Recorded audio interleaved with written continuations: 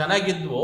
ಆದರೆ ಅದನ್ನು ಕಟ್ಸೋ ಉದ್ದೇಶ ಏನು ಅಂತಂದರೆ, ಸುಮಾರು 3-4 ತಿಂಗಳು ಮುಂಚೆ ನಾನೇ ಇದ್ದೆ. 9 ಗಂಟೆಗೆ ಬಂದೆ.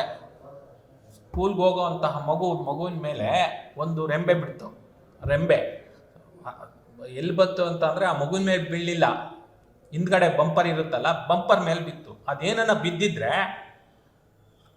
ಏನಾಗಿತ್ತು, ಭಾಳ ಈ ಎಲ್ಲಕ್ಕಿಂತ ಅನಾಹುತ ಬಹಳ ದೊಡ್ಡದಾಗ್ಬಿಡೋದು, ದೊಡ್ಡ ಇಶ್ಯೂ ಆಗ್ಬಿಡೋದು. ಅದನ್ನು ಅವಾಯ್ಡ್ ಮಾಡೋ ಉದ್ದೇಶ ಜೊತೆಗೆ ಈಗೆಲ್ಲನೂ ಸಹ ಕ್ಲೀನಾಗಿ ಮಾಡಿ, ಈಗ ಸುಣ್ಣ ಬಣ್ಣ ಎಲ್ಲ ಹೊಡಿಸ್ಬೇಕು, ಪಾರ್ಕಿಂಗ್ ಮಾಡಿಸ್ಬೇಕು, ಅದೆಲ್ಲ ರೂಲ್ ಪ್ರಕಾರನೇ ಮಾಡಿದ್ವಿ, ಪ್ರೊಸೀಜರ್ ಮುಖಾಂತರನೇ ಮಾಡಿದ್ವಿ. ಅರಣ್ಯ ಇಲಾಖೆ ಬಂದಿದ್ದಾರೆ, ಪರಿಶೀಲನೆ ಮಾಡಿದ್ದಾರೆ, ಅವ್ರು ಅನುಮೋದನೆ ಕೊಟ್ಟಿದ್ದಾರೆ.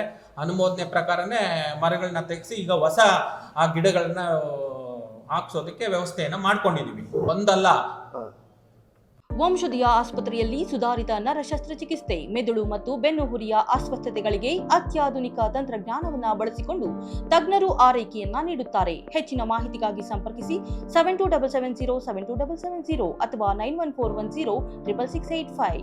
ಸುಮಾರು ಇವರಿದಾರಲ್ಲ, ನಮ್ಗೆ ದಿನ ಹೇಳ್ತಿದ್ರು, ಯಾರು ಹಾಬಿ ಗಣೇಶ್ ಅವರು, ಸರ್ ಈ ರೆಂಬೆಗಳು ತೆಗಿಸ್ಬೇಕು ಅಂತ ಅಂದ್ಬಿಟ್ಟು.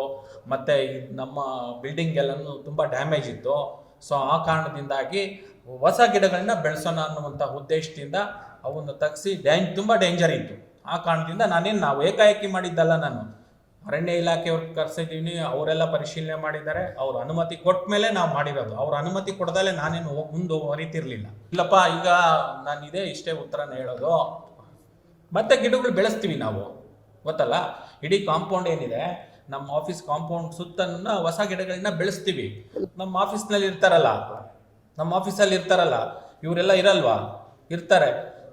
ಇನ್ನೊಬ್ರು ಅಧಿಕಾರಿ ಬರ್ತಾರೆ ಇಲ್ಲಿ, ನಾನಿಲ್ಲ ಅಂತಂದ್ರೆ ಇನ್ನೊಬ್ರು ಅಧಿಕಾರಿ ಬರ್ತಾರೆ. ಇವತ್ತು ಕೋಲಾರ DDPI ಶಿಕ್ಷಣ ಜಿಲ್ಲಾ ಉಸ್ತುವಾರಿ ಇವರು DDPI ಅವರಾದ ಕೃಷ್ಣಮೂರ್ತಿ ಅವರು ಅಂತ. ಇವರು ಬಂದ ಮೇಲೆ ಶಿಕ್ಷಣ ಇಲಾಖೆ ಖಾಸಗೀಕರಣ ಆಗ್ಬಿಟ್ಟಿದೆ. ಇವತ್ತು ಖಾಸಗೀಕರಣ ಯಾಕೆ ಆಗ್ತಾ ಇದೆಯಪ್ಪ ಅಂತ ಮಾಧ್ಯಮದವರೆಲ್ಲ ನೋಡ್ತಾವ್ರೆ. ಏನಪ್ಪ ಅಂದರೆ, ಆ ಶಿಕ್ಷಣ ಮಂತ್ರಿ ಇದ್ದಾರೆ ಅಲ್ಲ, ಕನ್ನಡ ಬರೋದಿಲ್ಲ ನಿಜವಾದ ಆಡಳಿತ ಮಾಡೋಕ್ಕೆ ಅಧಿಕಾರಿಗಳನ್ನ ಹಾಕಿರೋದು ಕೃಷ್ಣಮೂರ್ತಿ ಅವರನ್ನ.